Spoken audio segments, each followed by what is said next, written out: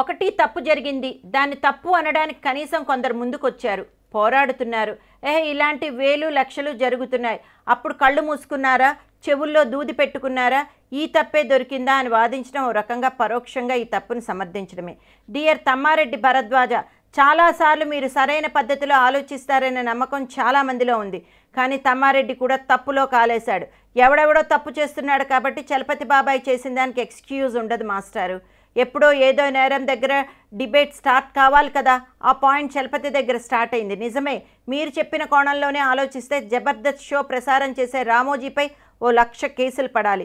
దాని నిర్మాత the greatest మల్లెమాలను ఆ కేసుల్లో నిందితుడిగా చేర్చాలి. కానీ ఒక బాలయ్యనో ఒక రామోజీరావునో ఏమీ చేయలేనంత మాత్రాన, ఖండించలేనంత మాత్రాన ఇక దేనికి స్పందించకుండా సజీవ శవంలా ఈ సమాజం ఉండిపోవాలా? ఆగ్రహం పెళ్ళుబికిన వేళేనైనా దాన్ని వ్యతిరేకించొద్దా? ఇంతకన్నా దిక్కుమాలిన వ్యాఖ్యలు చేసిన చిల్లర ఆలియో మరో భారీ బాలయ్యో తప్పు చేయలేదని ఎవరు అనడం లేదు కదా. ఆ వ్యాఖ్యలప్పుడు ఖండించిన వాళ్ళు లేరా? కేసులు పెడితేనే నిరసన వ్యక్తం చేసినట్ట? ఒక స్టేట్మెంట్ వంటి కోట్ల విజయభాస్కర్ రెడ్డి హుందాగా బతికిన మల్లెమాల పరువు ప్రతిష్టలను, పేరు ప్రతిష్టలను శ్యాంప్రసాద్ రెడ్డి పాతాళంలోకి తొక్కేస్తున్నాడు. అలాగని రామోజీరావు, శ్యాంప్రసాద్ రెడ్డి టేస్టుకు ప్రేక్షకులు ఏమి నీరాజనలు పట్టడం లేదు. విమర్శ వినిపిస్తూనే ఉంది. వాటి ఆక్షేపణకు టైం వస్తుంది. వాళ్ళ చిల్లరతనం కూడా పరీక్షకు ఎప్పుడో నిలుస్తుంది.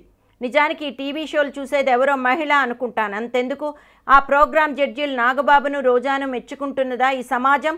వాళ్ళని చూసి ఒక చిరంజీవి, ఒక జగన్ గర్వపడుతుండవచ్చు గాక, కానీ సభ్య సమాజం ఏవగించుకుంటూనే ఉన్నది.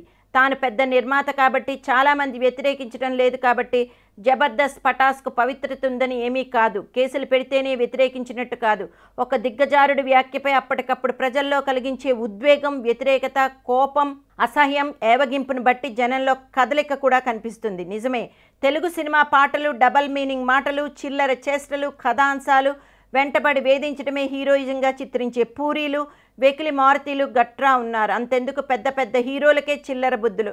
అయితే పోరాటం ఒక స్పెసిఫిక్ ఇష్యూ పైనే ఫోకస్ కావాలి, ఒక తీర్పు వెలువడాలి, అది అందరికీ గుణపాఠం కావాలి. అంతే తప్ప తమ్మారెడ్డి భరద్వాజలు కూడా హేమాంటిలాగే ఆలోచిస్తే ఒక తెలుగు ఇండస్ట్రీ గతి ఏమైపోవాలి అంటున్నారు ఇండస్ట్రీ వర్గం వాళ్ళు.